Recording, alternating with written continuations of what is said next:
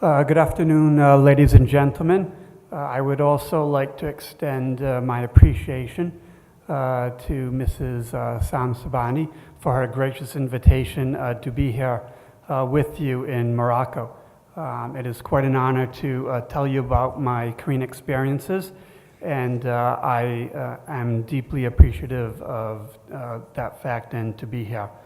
Looking back on over 20 years of teaching in Korea, I felt it was definitely a transcultural voyage of convergence, a convergence of my very idealistic Western values and highly structured and very rigid and very strict Korean values. When I was hired by my public school in Korea, the school already had many conversation English teachers, and I was not exactly sure of my role within the school and within the school system. It did become clear as time went on, but I noticed that most schools have quite a number of English conversation teachers and several licensed teachers in education and several teachers with advanced degrees. So with all of those English conversation teachers, I wasn't exactly sure of my role, and I wasn't exactly sure in the system that I was going to fulfill. When I was actually hired in Korea, when I started in January 1993, I was hired with 4,000 other licensed teachers and teachers with advanced degrees, while at the same time the country also employed over 8,000 teachers of various backgrounds to teach English conversation. And this almost raises a very interesting question of why are there so many teachers of various backgrounds, and to this day Korea is still struggling with that fact. When I left Korea, Korea had hired over 13,000 licensed teachers, while also employing 17,000 English conversation teachers of all backgrounds and all disciplines.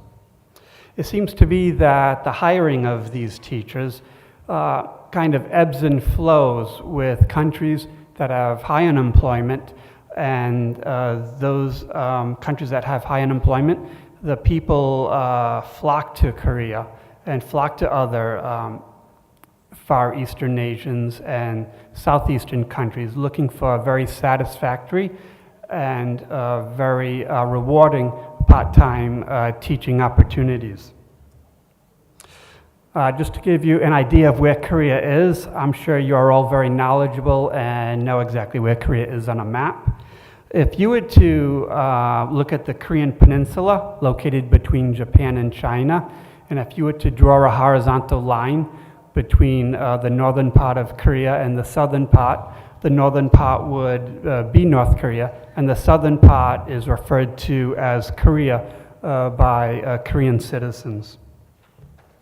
My first impressions of Korea, I felt it was very Confucian, very hierarchical, very patriarchal, very strict, rigid conformity system. And they also valued rote memorization of subject material with maybe a moderate amount of critical thinking skills. And that has changed over the years. It is a very patriarchal society in which most positions of power within our school are men. Also, it's a very strict society, and I'm referring to our school and the school system that I was in. The school system relied on great homeostasis, a great conformity to whatever their values were. And if you were to interfere with that, they would look upon that very negatively. Korea is also a very status-oriented money is playing a large part in their purchasing power, and the more purchasing power they have, the more status symbols that they can acquire, and the more goods and services that have status are highly valued in Korea. And also, much of the economy is comprised of what are called in Korean chaebol, which are single-family, large-owned conglomerates. And these conglomerates are now entering the business of education. And many of these chaebol control quite a number of private schools, private academies, and institutes of various disciplines and subjects. I just wanted to give you a very brief history of Korea. Before 1945, Korea was considered a very feudalistic society with a scholarly group, the focal point of society. These scholars and educators made sure that their positions of power remained intact and established strict and rigid exams in order to maintain their position and in order to become a part of the elite society. This eventually resulted in rote memorization of many subject disciplines, and it also resulted in a very strict conformity of group values, and many of these remnants can be seen today, even in contemporary students. From 1945 to 1950, after the Korean War, after World War II, the country of Korea modernized, and with modernization, the economy improved dramatically, and many businesses looked to education as very profitable ventures. From 1950 to about 1990, the business of education has soared in Korea to roughly 7% of GDP is poured into their public school system, with an incredible 5% poured into the private school system. So just briefly, there is a very strict emphasis of exam preparation in Korea, and Korea values going to good schools, good colleges, more prestigious schools, and more prestigious colleges. And there has been an enormous growth of private academies and institutes, and these private academies and institutes are collectively known as hagwon.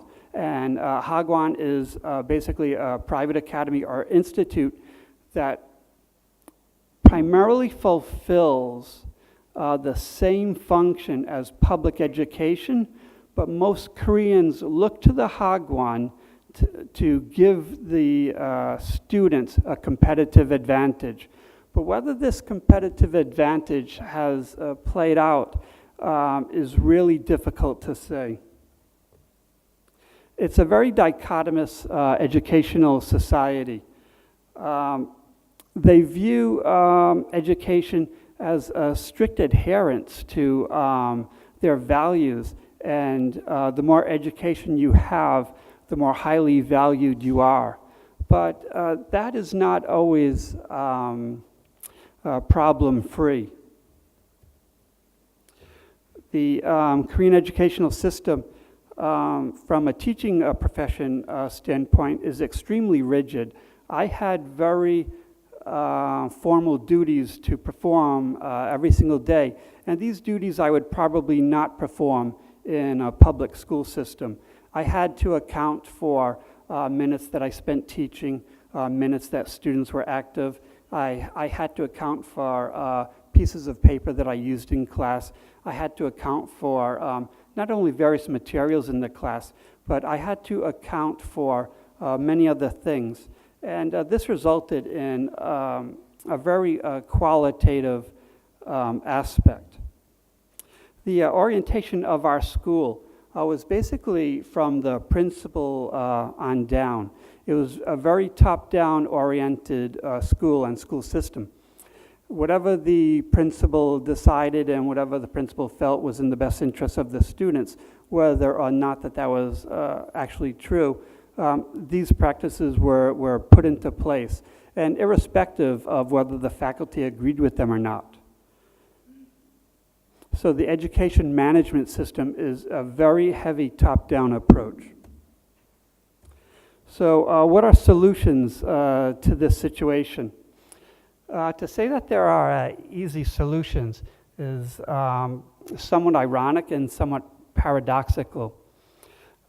Most people feel that the Korean education system in general needs more training, but what that training consists of essentially standards and best practices and techniques that would be followed by all members of a school.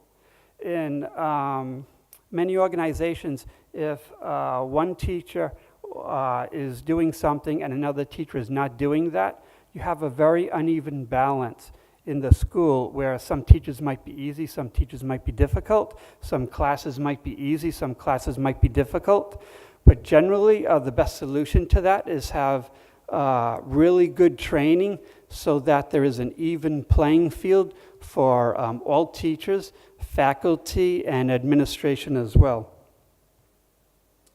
Also, for administrators, my administration over the last 20 years was very critical of anything that I did that was very creative. I was not able to take my class to, say, a Shakespeare festival, even if we were studying Shakespeare in class, because the administration felt that that was just a waste of time and not a good use of time. So there are very paradoxical elements in the Korean school system. However, they are beginning to see the value of many Western ideals. And I wanted to call this presentation a convergence of ideas, because Korea wants to adopt the best ideas from other countries and try to ingest them and use them in their own society. It's not easy or practical to actually do that on a realistic basis. But the country is right now experimenting with many different facets of Finland and many different facets of German and French school systems. Also, another solution to some of the problems would be relinquishing authority. Most authority is entirely invested within the principal or a director of a school, and in order to do things, everything requires their permission, and it does not allow for emergencies or simple flexibility on the part of many teachers. Okay, so that ends my presentation, and thank you very much for listening. Thank you.